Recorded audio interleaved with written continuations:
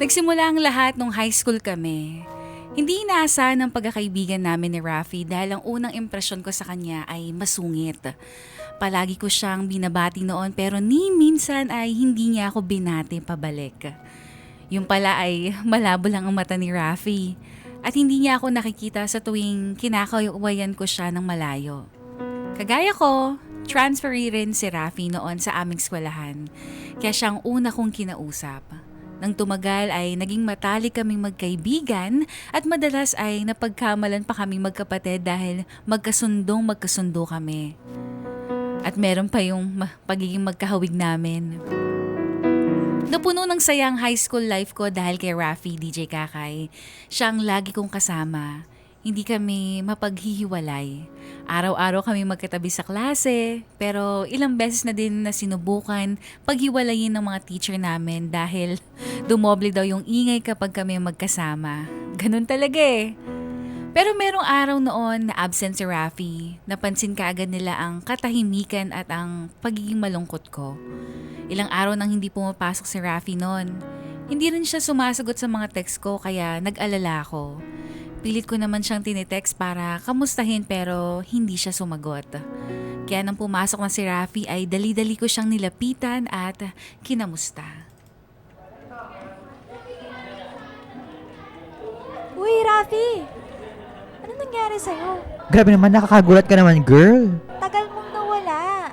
Bax, nag-alala kasi ako. Hindi ka kaya nag-reply sa akin. Anyari ba kasi? May nangyari ba? Okay ka lang? Bumalik na kasi ng Saudi si Papa. Oh? Ano problema dun? Diba gusto mo nga nawala na siya para malaya ka?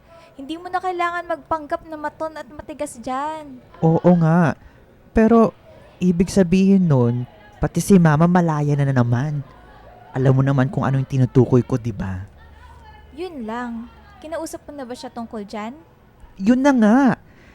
Kaya, hindi ako nakakapasok nitong mga nakaraan dahil kasi doon. Ano ba kasing nangyari? Si Mama kasi, nahuli ni Papa bago siya umalis. Nalaman na ni Papa ang tungkol sa pagsusugal niya. Oh, edi goods. Diba at least alam na ng papa mo. Anong Eddie Goods? Hindi kasi ganun yung nangyari. Eh ano nga nangyari? Kinausap niya ako na pagtakpan ko daw siya. Ano? Huwag mo sabihin pinagtakpan mo yung mama mo. Natural, Ivy. Mama ko yun. Siyempre naawa pa rin ako sa kanya. Ayoko rin na maging mabigat ang loob ni Papa pagbalik niya sa Saudi. Sa bagay, kung ako rin sigurong nasa sitwasyon mo, hindi ko rin matitiis yung mama ko eh. Kaya, ayun, wala akong ganang pumasok. Nakukonsensya kasi ako eh. Niloloko namin si Papa. Ay nako, ang dami mo kayang na-miss ng lectures at saka quiz niyan. Sa 3 araw na wala ka, biglang dun sila nagpasabog ng gawain. Grabe naman. Talagang pag-absent ako dun sila magpapalabas ng mga ganyan. Ano bang na-miss ko, Ivy? Yun nga, pero may mga notes naman ako kaya bibigyan na lang kita. Pero nga pala, nasasabihan mo ba si tita tungkol dyan? Hindi mo siya mapagtakpan habang buhay. Dapat itigil niya na din yan. Truthfully, Ivy, hindi ko nga alam kung posible pa kaya na tumigil na siya. Hay, kailan kaya magbabago si tita, no?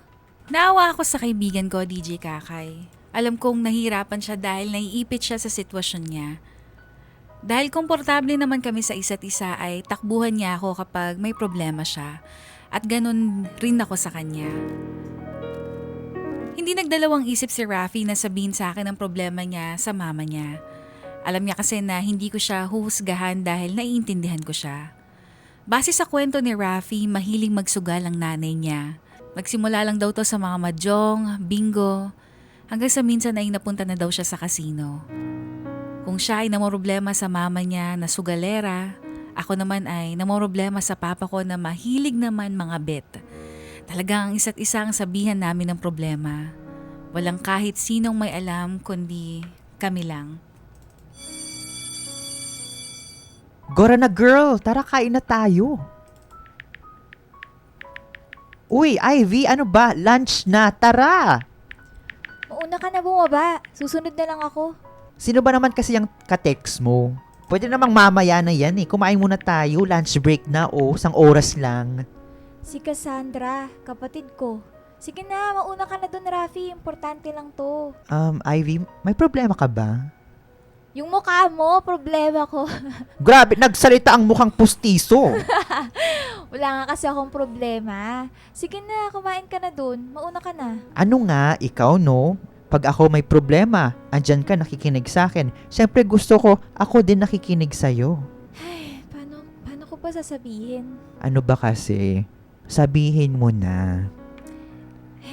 Si Papa kasi, nahuli ko kagabi. Nahuli? Babae na naman? Oo, nakwento ko na naman sa'yo dati eh. 'Di ba? Talagang babaero si Papa. Naku, ano namang ginawa mo? Sinusumbong mo ba sa kapatid mo? Ano pa nga ba? Ito, kausap ko ngayon. At yan, may sinusumbong rin siya. May sinusumbong din siya. Magkaibang babae ba yan? Nakakaloka. Ay, pero oo, magkaibang babae. Ang sabi ko kasi kay Cassandra, may nabasa akong miss na kita, Susan ko. Nabasa ko sa phone ni Papa kagabi. Susan ko ang baduy. Hoy, huwag kang tumawa. Sorry na. I know this is a serious thing, but grabe, ang cringy nun ha. Oo nga eh. Ay, tapos yung sabi naman ni Cassandra, narinig niya na may kausap daw si Papa nung isang gabi naman. Nakikipagkita daw si Papa kay Eliza. Sino naman yung Eliza na yan? Ang dami namang characters. Isang araw lang ba yan? Magkaibang gabi. Ano kaya nagustuhan nila kay Papa, no? Pandak na nga, ulik bapa. Lalo na si Mama. Ano kaya nahanap niya dun? Grabe ka naman sa papa mo. Di ba nga, sayang mama mo, malay mo yung ibang babae niya rin na gusto niya exotic, ganon. Ewan ko ba sa kanila? Ganun yung taste nila. Tapos babaero pa. Hay, minsan hindi na lang namin pinapansin ng kapatid ko eh. Dahil siguro nasanay na kami. Pero sa totoo lang, naaawa kami kay Mama eh. Bakit kaya ganun no? Nagagawa pang humanap ng iba yung mga lalaki? True. Ano bang balak nyo niyan? Isusumbong nyo ba kay tita? Madaming iniisip si Mama ngayon eh. Ayaw na namin dagdagan pa ni Cassandra. Tama na nga muna to. Nagugutom na ako. Tara, kumain na tayo. Isang Sabado, mayroon kaming practice para sa isang class performance kaya nagpunta kami sa school ni Rafi. Alam niyo naman na noong high school, talagang kaliwat kanan ng mga practice. Pero masaya naman. Doon kami laging mas nakakapag-banding ni Rafi at ang iba pa naming mga kaklase. Sa totoo lang, paminsan ay mas masaya pang pumasok sa school kesa manatili sa bahay kapag Sabado at Linggo. Nandun lang naman kasi sa bahay ang mga problema namin. Oh, mukhang tambakol na naman yung mukha mo. Ay, Verita, abot lupa na yung gilagid mo. Ano na naman nangyari? Wala. Napagod lang sa sayaw kanina. Ikaw ba naman kasi yung taga-turo? Ginawa mo pa kaming bulate. Parang babalian na kami ng buto eh. Siyempre, dapat plakado pag mali, face the wall. Hindi naman kasi lahat kami flexible, kasing flexible mo ha. Para kang bulate. Ay, sorry naman. Pinaglihi ka nga pala sa puno ng nyug. Che! Pero, seryoso na. Mukhang ang lalim ng iniisip mo dyan. Kanina pa kita napapansin. Wala. Wala lang yun. Really? May problema ka ba? You can share it to me. Nag-away lang kasi sila Mama at Papa kagabi. Tsaka kaninang umaga bago ako pumasok. Hanip no? Hapunan at umagahan ko yung sigawan nila. Grabe naman, ang sarap naman pala ng umagahan at hapunan. Pero, anong pinag-awayan nila? Alam mo naman na, mainit ulo lagi ni Papa eh. Hindi ko nga alam paano siya natitiis ni Mama. Ay, ikaw ba? Kamusta yung mama mo? Ayun, magdamag na naman si mama sa casino. Hindi na nagbago. Pero nung nakaraan, in fairness, may napalanunan. Binilhan niya ako ng bagong Ay, sapatos. sira ka talaga. Nagpasuhol ka naman. Deserve ko naman ng bagong sapatos, ah. Heels nga gusto ko eh. Pero syempre, alam mo na. Kahit na minsan, nanalo si mama mo sa casino, for sure, madami din siyang ginagastos doon. Hindi pa rin maganda yun, di ba? I agree with you. Pero at least may bagong shoes. Pero tama nga yung sinabi mo. Medyo nagpapagod-pagod kasi si Papa sa kakatrabaho sa ibang bansa tapos nilulustay niya lang sa sugal. Which is not a good look, di ba? Bakit kaya hindi mo siya subukang kausapin? Yung kayong dalawa lang. Sa totoo lang, Ivy, gusto ko din kaso wala akong lakas ng loob eh. Tsaka matanda na si Mama, dapat alam niya yung tama at mali. Hindi naman porke matanda na sila, hindi na natin sila kailangan paalalahanan. Tsaka ang alam ko, nakaka-addict yung pagsusugal eh. Hindi nila basta-basta matitigilan yan. Subukan mo lang siya kausapin. Wala namang mawawala sa'yo, di ba? Ay nako, naguguluhan na talaga ako. Pag talaga nahuli siya talaga ni Papa, hindi ko na siya pagtatakpan. Kaya mo ba? Hanggang salita ka lang naman eh. Grabe ha! Kakayanin ko para madala na din siya. Pero ikaw din naman, no? Hindi mo din maibuking na si Papa mo ay nambababae. Naguguluhan din kasi ako. Parehas lang tayong nahihirapan at naiipit sa sitwasyon natin, no? Mag-BFFs talaga tayo. Ay nako, pero tama ka. Kailangan ko din sabihan si Mama. Para naman sa ikakabuti niya yun eh. Mahirap na, baka kasi pati ipon nyo, magalaw na ng mama mo sa sa kakasugal niya, di ba? Yun na nga rin ang iniisip ko. Pero ikaw din, Ivy, kung hindi mo mapagsasabihan si Papa mo, pwede mo naman siya isumbong sa mama mo, di ba? Ang hirap talaga na maipit sa sitwasyon na ganito, DJ Kakay. Parehas kami ni Rafi na gulong-gulo. Murang edad kung tutuusin pero ang dami na naming iniisip dahil sa pamilya at mga magulang namin. Nang makauwi ako, nadatnan ko si Mama na nagmemeryenda.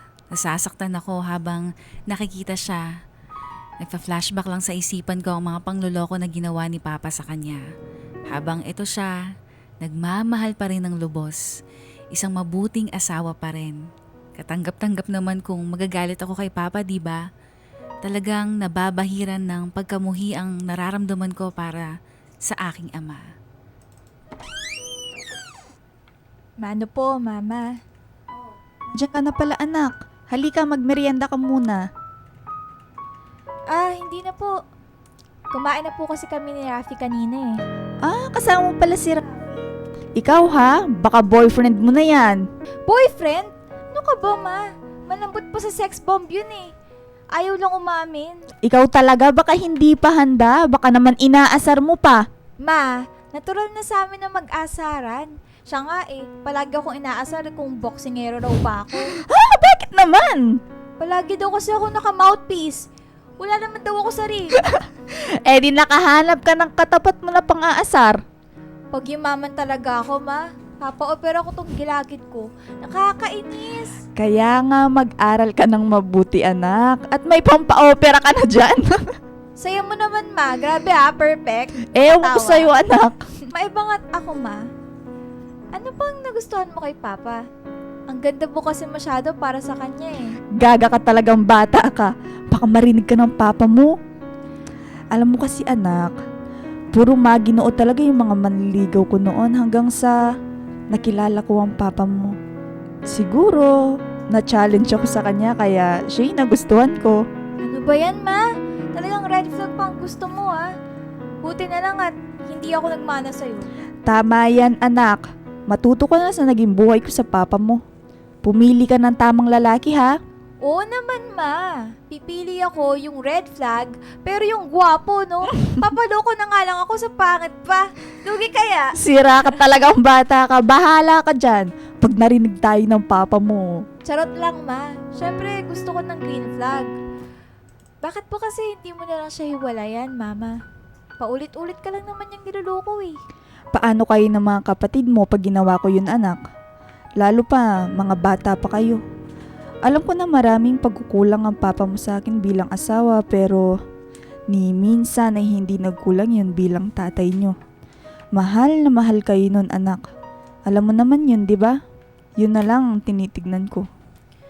Pero, paano ka naman, Mama? Dapat mahal ka rin niya. Alam ko, pero yun lang ba dapat ang dahilan? Paano na lang kung iniwan ko ang papa mo? Paano na lang siya? Tingin nyo ba aalagaan siya ng mga babae niya? Ay, pangaharot lang ata alam ng mga babae niya eh. Tiyak na Mapapariwara ang papa nyo kung binitawan ko siya noon. Mukha lang malakas ang papa nyo pero napakahina niya. Mabilis siyang matukso. Tsaka iba pa rin kapag buo ang pamilya, no? Pag nag-asawa kayo, Ivy ha, at least walang masasabi ang mga biyanan nyo na galing kayo sa broken family. Mas mahihirapan kayo. Ay, napakaswerte talaga namin sa inyo, no, Mama? Napaka-understanding niyo po. Maswerte ako sa inyo mga anak. Lalo na ang sisipag nyong mag-aral. Tsaka sabihin mo rin sa kapatid mo ha, ayokong nilalayo nyo ang loob nyo sa papa nyo. Magtulungan tayo. Magtulungan kayo ng kapatid nyo na magbago ang papa nyo. Hindi naman imposible yun, di ba? Para naman ito sa pamilya natin. Ayoko mapunta kayo sa sitwasyon na kailangan nyong mamili sa aming dalawa. Opo, Mama. Talagang napakabuti ni Mama DJ Kakay. Sobrang maintindihin kahit na paulit-ulit na siyang sinasaktan. Ay naniniwala pa rin siya magbabago si Papa. Bago pa kasi sila ikasal, sabi ni Mama, talagang mahilig na daw sa babae si Papa. Ilang beses niya na din daw siguro talagang binigyan ng chance si Papa. Baka hindi lang second chance, baka 500 chances na. Pero ganun lang din talaga siya, maunawain at mapagpatawad. Ang laki na rin ng sakripisyo ni Mama para sa pamilya namin, kaya mahal na mahal ko siya. Mahal ko din naman si Papa kahit nagagalit ako sa kanya. Nandidiri din ako dahil ganong klase siyang lalaki. Parang lahat na lang ng babae nilalandi niya. Umaasa na lang talaga ako na magbabago siya. Isang araw, nagising ako sa tawag ni Rafi at nanginginig ang boses niya. Ivy, natatakot ako. Oh, Rafi! Bakit? May nangyari ba? Ano nangyari? Okay ka lang? May mga nagtitext na sa akin at pinagbabantaan ang buhay namin ni Mama. Hindi ko na alam ang gagawin ko, Ivy. Rafi! Sinabi mo na ba ito kay tita? Alam niya ba? Oo, pero ang sabi niya ay hayaan ko lang daw. I-block ko na lang daw yung number. Pero hindi naman matatapos ang mga pagbabantaan nila. Ano? Hindi pa siya natatakot para sa inyo? Para sa'yo na anak niya? Ano ba yan? Ang sabi niya, nananakot lang daw sila, ang mga nagtitext at nagko-call sa amin. Pero hindi ko mapigilang matakot. Gusto mo dito ka na lang matulog sa amin? Nakakabahala yan. Hindi naman ako pwedeng matulog dyan dahil walang kasama si Mama. Hindi mo pa rin ba siya isusumbong sa papa mo? Lalo na at may mga death threats na kayo natatanggap dahil sa mga pinagkakautangan niyo sa sugal. Naku, magkano na kaya yung utang ni Mama kasi grabe talaga yung pagbabanta sa amin. Ang sabi ko naman nga kay Mama na humingi na kami ng tulong kay Papa pero ayaw niya dahil magagalit daw si Papa sa kanya. Natural, magagalit ang papa mo. Ay, unahin niyo pa bang isipin yun kesa sa kaligtasan niyo? Kailangan din yun malaman ng papa mo. Hindi ko na alam ang gagawin ko, Ivy. Natatakot ako. Ayoko na lumabas ng bahay. Tumawag si Rafi at sinabi sa akin lahat ang tungkol sa pagbabanta sa buhay niya at ng kanyang mama. Kinakabahan ako at nagpanik dahil sa nalaman ko. Labis ako nag-alala para sa kaibigan ko at sa mama niya, DJ Kakay. Sa kwento ni Rafi, hindi daw biro ang pinasok nito. Malaking tao daw ang nakabangga nito at sigurado rin ako na hindi biro ang halaga ng perang na utang. Problemado si Rafi dahil doon. At ganon na din ako. Nangangamba ako para sa kaligtasan nila. Hindi naman kasi dapat ipinagsawalang bahala yon. Nung pasukan na, nasa gate pa lang ng school si Rafi ay nakita ko na siya. Nang magtama ang aming mga mata, mabilis at nagmadali siya na tumakbo papunta sa akin. Saglit, hinga lang ako girl. Mga 5. Ayan na, okay. Salamat. Ayan. Ang OA mo kasi. Hindi mo naman kailangan tumakbo dyan eh. Saglit, cardio din, no? Ito na, hindi na ako makapaghintay. Ipakita sa'yo ang mga text ng mga inutangan ni Ma. Ito, oh. Grabe, tignan mo. Grabe! Ang lala ng mga sinasabi sa'yo. Kung ako sa'yo, sabihin mo na yan sa papa mo. Alam mo ba, gusto ko rin sabihin, pero you've heard my piece naman. Tingin mo ba, Yun talaga ang dapat kong gawin. Ang sabihin kay pa na si mama, ganito yung pinaggagawa niya, nag-uutang ko kani-kanino. Siyempre, kailangan mong sabihin yun. Tingin mo ba kaya niyang bayaran na lahat ng utang niya? Sige nga, kung mabayaran niya man, sa paanong paraan? Hindi ba mangungutang rin siya? Eh di ganun din. Oo nga no. Kasi, hindi niya naman pwedeng galawin yung savings. Kasi lalo siyang kukwestiyonin ni Papa. 'Di ba? Hay nako, sabihin mo na yan sa papa mo. Kailangan mo na talagang sabihin yan. Bago pa lumala lahat. Hindi ko na carry. No, I cannot. Nor. So nakaka-lurky. Hoy, Rafi! Alam ko bakla ka, pero magpakalalaki ka naman kahit ngayon lang. Kailangan ka ng mama at papa mo. Hello? Ha? Di ako bakla ha. Halikan kita dyan eh. At nang matigil ka. Sige nga oh. Oh, ano, sige nga. Kadiri, stop it. Stop na. Pero, nauna pa ka kasi yung gilagid mo sa nguso mo. Kaya, baka magasgasan juice sa lips ko, no? Sinong gaganahan halikan ka, girl? Abag, baliw ka talaga. Gago. Inaano ka ba ng gilagid ko, ha? Halika na nga, mag-almusal na tayo. Mamaya na yung pinaggagawa natin. May klase pa tayo mamaya. Tara, go. Sira ka talaga. Sa labas na tayo mag-almusal. Maaga pa naman. O sige, basta libre mo, ha? Magilagid ka na nga, dukha ka pa. Kesa naman sa baklang muscle, di ba? O, dito na lang tayo sa karinderya ni Ate Cha. O, ikaw na ang mag-umorder. Ako naman ang magbabayad. Oo na. Ano bang sayo? Adobong tatay? Adobong atay? Anong tatay? Anong adobong tatay ka dyan? Ay, oo, adobong atay. Ay, hindi yung tatay mo, ayun, no? Ha? Saan? Hala, saglit. Sinong kasama niya?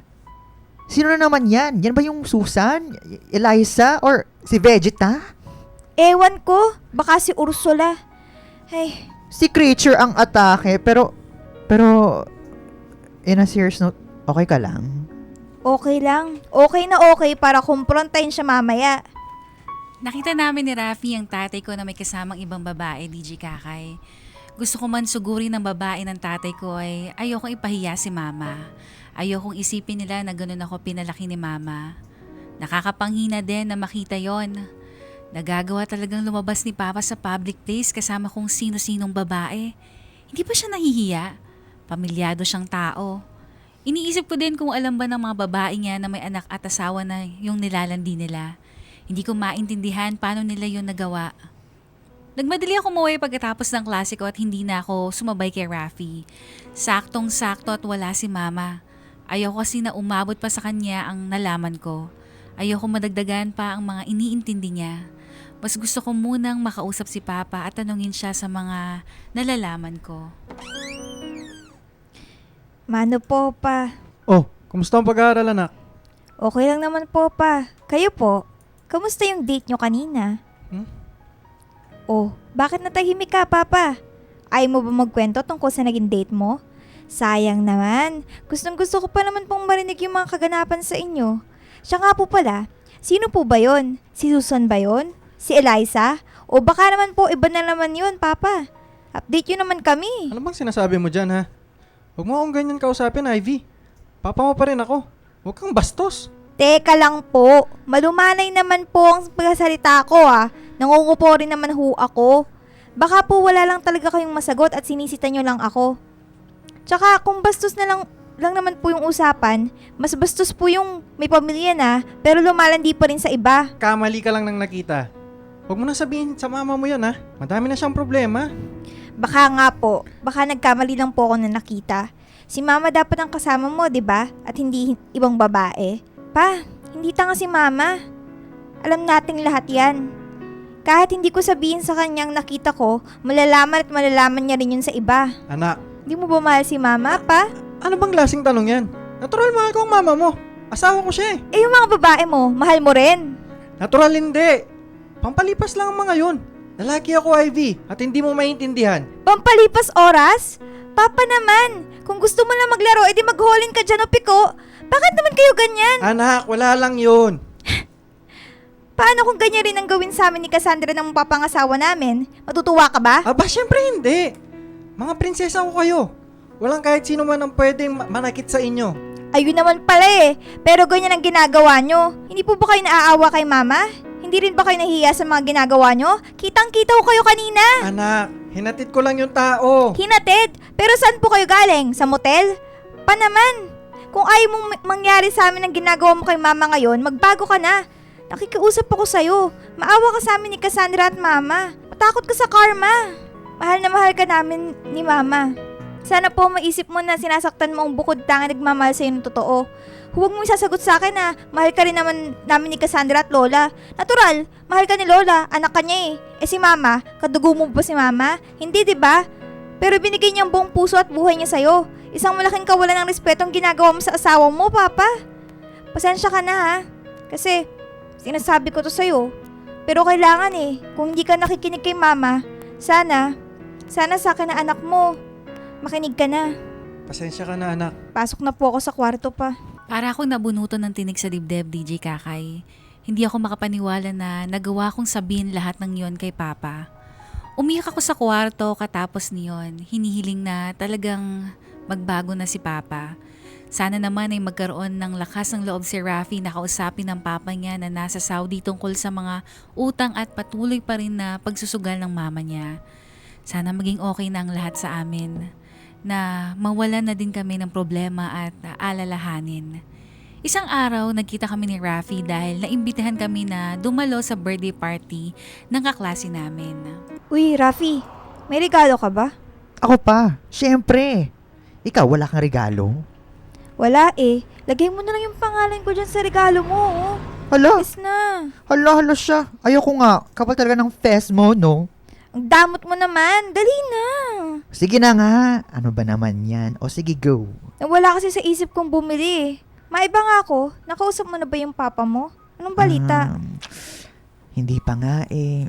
Pero, yung mga nagtitext sa akin, hindi pa rin tumitigil. Nasasanay na nga ako eh. Eh ikaw, kinumpronta mo na ba yung tatay mo? Oo naman. Ako pa ba? Hala, seryoso? Oo nga. Kulit mo naman. Wait, ano ang sabi mo sa kanya? Chismosang beke na to. Basta, yun na yun.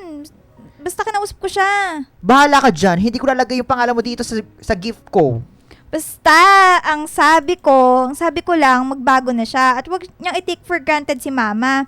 Sinabi ko rin na wag niyang hintayin na kaming mga anak niyang singilin ng karma dahil sa mga kalokohan niya. Hala, nasabi mo lahat yon? Wait, eh ano naman ang sabi niya? Oo naman. At saka nagbaka sakali kasi ako na baka pag sa akin nang galing ang mga katagang yun matauhan na si Papa. Wala na siyang sinabi. Actually, kasi pumasok na ako kagad sa kwarto. Alam mo naman siya, hindi vocal. Ang importante naman ay nakinig siya. Yun yung mahalaga, di ba?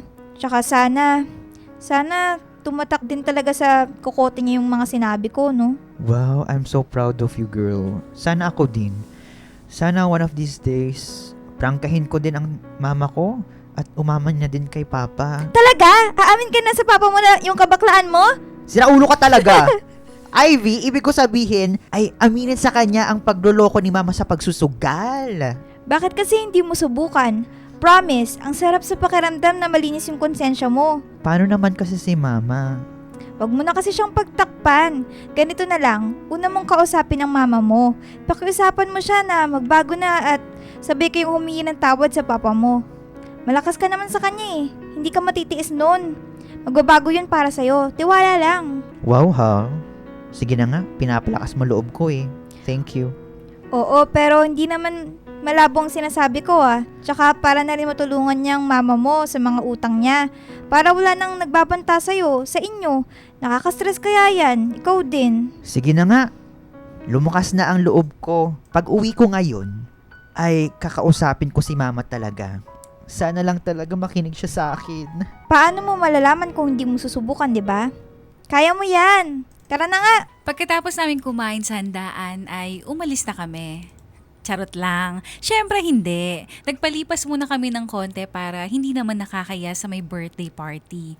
Baka si mamaya ay pagkalat niya sa classroom na nag-eat and run lang kami.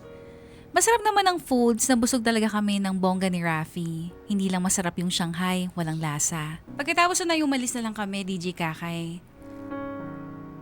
Talagang malakas lang kasing mang asar tong si Rafi. Ganon din naman ako sa kanya minsan. Hindi na kami nagkakapikunan. Sanay na kami sa isa't isa. Bago naman kami umuwi, ay pinaalalahanan ko si Rafi tungkol sa plano niya na kausapin ng mama niya. Hindi yun madali, alam ko. Kaya naman, sinubukan ko siyang i-cheer up.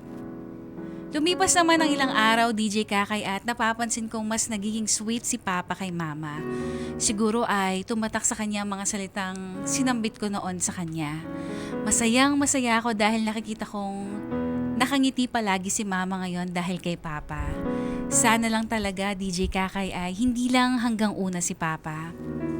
Habang nagliligpit ako sa kwarto ay merong tila katok ng katok sa aking pinto na ayaw tumigil sa pagkatok.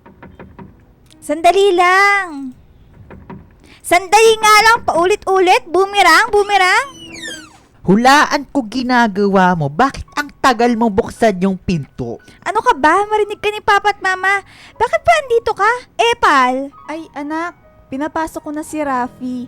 Kanina pa kasi siya tawag ng tawag sa gate, tsaka naglalaba kasi ako sa likod. Sige po, Ma. Ako nang bahala sa baklang to. Eme. Oh, Rafi, bakla ka ba? Ay, naku tito. Hindi po. Palagi lang po talaga akong pinagtitripan nitong si Ivy. Ikaw talaga lang ga. Manang-mana sa yung anak mo. Biro lang yun, ga. Masyado ka namang seryoso. Di ba, Rafi? Ay, oo naman tito. No problem. Sige na, Ma, pa. Pasok lang kami sa kwarto, ha. Hala, sige at ipagluluto ko muna kayo ng merienda. Oh, ano bang kailangan mo? Bakit andito ka? Girl, kinausap ko na si Mama at si Papa. Talaga ba? Yes! OMG! Oo nga, grabe ang saya ko. Sabi sa'yo eh. Sige na, ikwento mo na. Ano ba nangyari? Wait, upo muna ako. Upo ka din dyan. Okay, ready? Okay, go. Okay, go. Ganito kasi yan. Paano ko ba sisimulan?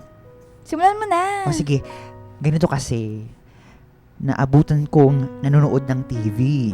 Si Mama. Tapos pinapanood niya ay Animal Planet. Oo. Bongga naman. Oo, plakado. So kahapon, kaya sinamantala ko na talaga ang pagkakataon na nasa bahay siya para makipag-usap. Tinurn off ko muna yung channel. Oh. Ang ginawa ko, hindi ko talaga expect na magagawa ko to. Maraming talagang salamat, Ivy. Okay, going back, pinakaiusap ko sa kanya na naitigil na niya ang pagsusugal. Oh. Sinabi ko sa kanya na ikakapahamak namin ang ginagawa niya. Nag-suggest din ako ng mga activities na pwede niyang pagkaabalahan. Kagaya ng baking, gardening, photography, Wow! pumunta ng zoo, Wow! at iba pa. Ang lakas mo naman. Talaga nag-research ako ng mga pwedeng gawing hobby. Basta mahaba yung usapan namin. Pagkatapos, di pa tapos, noon ay humagulgol talaga ako. Sige nga, sample. Ganon. Oo. Basta nakakahiya. Pero syempre, mother ko yung kausap ko. Lalo na din na kausap din namin si Papa. Talaga? Oo. Baka isipin nila, alam mo na, Becky ako. Syempre, ano pa rin, maskulado pa rin. Pero, anong sinabi mo sa papa mo? Sinabi niya na ba yung totoo? At least, di ba, nasabi mo na lahat sa kanila. Oo nga. Noong una kasi, nagalit siya, pero kalaunan, huminahon na rin naman siya. Di ba? Maiintindihan ka naman niya eh. Sabi ko sa'yo. Pero nangako si Mama sa amin na titigilan niya na ang pagsusugal at tutulungan rin siya ni Papa para bayarin ang lahat ng utang niya. Maganda yun. Humingi rin kami ng tawad kay Papa, lalo na ako, dahil sa pagsisinungaling namin. Pero after nun, natuwa naman si Papa kasi nagsabi kami ng totoo sa kanya. Na-appreciate daw niya ang pag-amin namin kahit na alam namin na magagalit siya. Tama daw ang ginawa namin ni Mama. Dahil pamilya kami at ang pamilya nagdadamayan at nagtutulungan. Aww, masaya ko para sa'yo. Para sa atin. Kasi umaayon na sa atin yung sitwasyon. I know. Proud ako sa'yo. Ganito pala yung feeling, no? Sana maging okay na din talaga ang everything. Basta, Rafi andito lang ako para sa'yo. Uy, ako din ha. Ay, Vrita, alam mo yan. Ngayon lang talaga ako nakakilala ng kagaya ng ganitong sitwasyon. I mean, di naman parehas na parehas, pero dahil doon, kaya mas lalo nating naintindihan yung isa't isa. Alam mo yun? Tama ka. Ngayon lang din ako nakakilala ng kasing exotic mo. Grabe sa exotic, ha? Masaya ako para sa atin kasi kahit gaano kahirap, lumalaban tayo.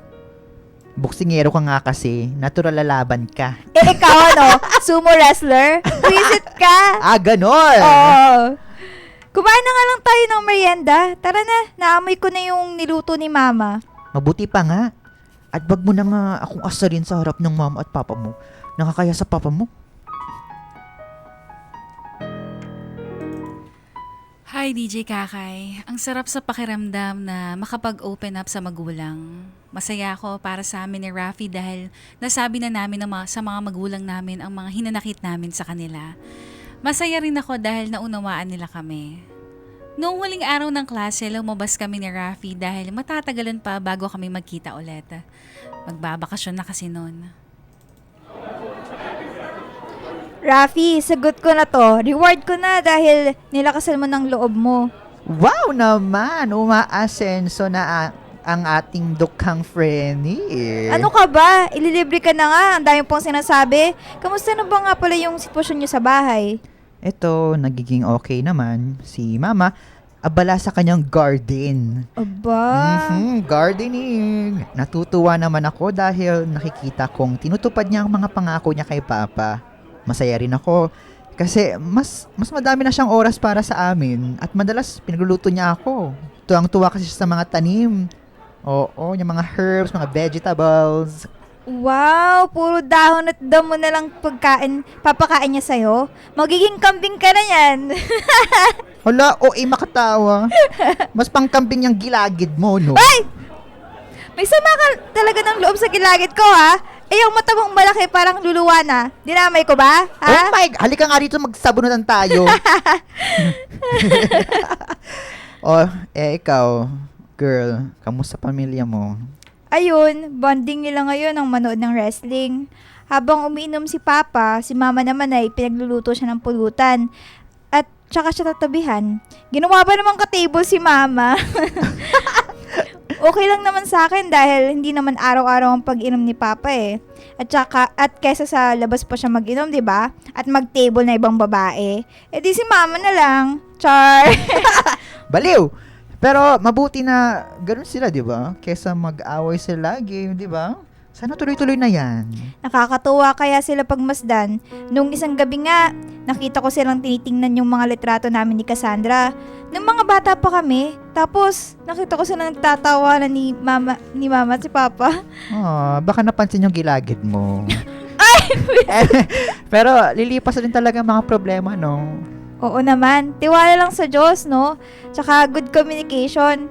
Tsaka basta tulungan ng pamilya, lahat makakaya, di ba? Oo nga eh. Pero real talk, girl, thank you ha. Dahil sa'yo, lumakas talaga ang loob ko na kausapin si Mama at si Papa. Thank you din sa'yo. Siya nga pala, uuwi raw si Papa ngayong bakasyon! Totoo? Yes! Miss na daw niya kasi ako, ayan. Sana magbanding kami at maayos din ang lahat-lahat. Wow naman, mabuti yan. At nang personal mo na maamin sa kanila na pusong babae ang uniko iho nila. Hey! Oo na, inaamin ko na. Kahit di mo naman aminin sa akin, alam ko na, hindi magbabago yung paniniwala ko, ha? Pero huwag ka munang maingay ha, di pa ako ready. Hindi pa ako handang aminin kay Papa at Mama. Talaga? Oo, ayoko muna silang bigyan ng panibagong iisipin, Ivy. Kakaayos na ng problema. Di ba kay Mama? Well, tama ka naman. Pero oo, makakaasa ka. Umamin ka lang sa kanila kung talagang handa ka na, okay? Hindi mo naman kailangan madaliin yan eh. Tuluyan nang nalaman ni Papa Tuluyan ng namaalam si Papa sa pambababae niya at ganoon rin ang mama ni Rafi sa tuluyan ng namaalam sa pagsusugal. Ang hinahangad namin na pagbabago ni Rafi para sa pamilya namin ay nagkatotoo rin. Oo, hindi madali. May mga panahon na nagmamadyong pa din daw ang nanay ni Rafi dahil yun ang nakasanayan at kinaumahalingan niya. Pero malaki na ang pinagbago ng lahat, lalo na kung wala ng lihim na itinatago sa isa't isa. Natutuwa naman ako dahil mukhang hindi lang sa una nagbabago si Papa. Maaga na siyang umuwi ngayon galing trabaho at madalas ay may dala pa siyang pasalubong para sa amin. Napakasaya DJ Kakay dahil kahit hindi perpekto ang pamilya ko ay nananatili pa rin kaming buo. Masaya at puno ng pagmamahal. Ganon din ang pamilya ng matalik kong kaibigan na si Rafi na kahit dumaan sa pagsubok ay mas lalong tumatag. Ngayon ay nakagraduate lang naman kami ng kolehiyo ni Rafi. Nakapag-out na din siya sa kanyang mga magulang tungkol sa kanyang sexualidad. At halos 3 taon nang malaya si Rafi sa pag-express ng sarili niya. Masayang masaya ako para sa best friend ko, DJ Kakay. Supportive talaga ako. Ilang taon na ang dumaan pero hindi nagbago ang pagkakaibigan namin. Mas lalo pa kaming naging malapit sa isa't isa. Heto nga at nagpaplano kami na magtayo ng business naming dalawa. O diba? Napakabongga. Hanggang dito na lang DJ Kakay. Ito muli si Ivy at sana ay may natutunan kayo. Ako